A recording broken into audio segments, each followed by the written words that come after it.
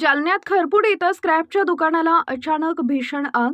भीषण आगीत स्क्रॅपचे दुकान, बाजूचे रासायनिक खताचे दुकान आणि 2 मालवाहू वाहने जळून खाक.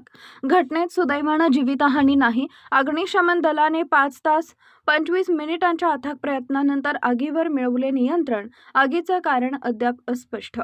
आज दिनांक 6 रोजी बुधवारी सकाळी 9 वाजता मिळालेल्या माहितीनुसार जालना शहरातील खरपुडी रोड परिसरात रात्री 2 वाजेच्या सुमारास भीषण आग लागून मोठा अनर्थ टळला.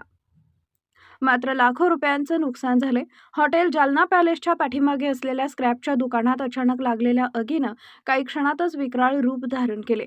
या आगीची तीव्रता इतकी प्रचंड होती की शेजारील रासायनिक खतांचे दुकान आणि ॲल्युमिनियमचे दुकान पूर्णतः जळून खाक झाले.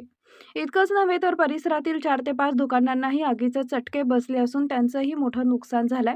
घटनास्थळी उभे असलेले 2 मालवाहू वाहन, एक छोटा हत्ती पिकअप आणि एक टेम्पो देखील आगीच्या भक्ष्यस्थानी पडून पूर्णतः जळून खाक झाला.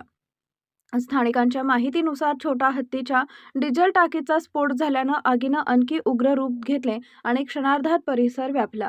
आगीची माहिती मिळताच नागरिकांनी तत्काळ अग्निशमन दलाला कळवले.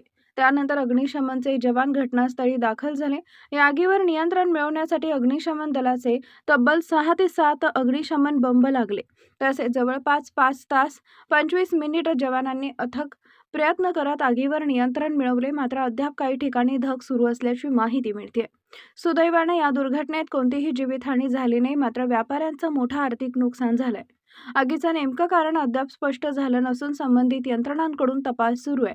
या घटनेमुळे संपूर्ण परिसरात भीतीचं वातावरण पसरले असून नागरिकांमध्ये मोठी खळबळ उडाली आहे.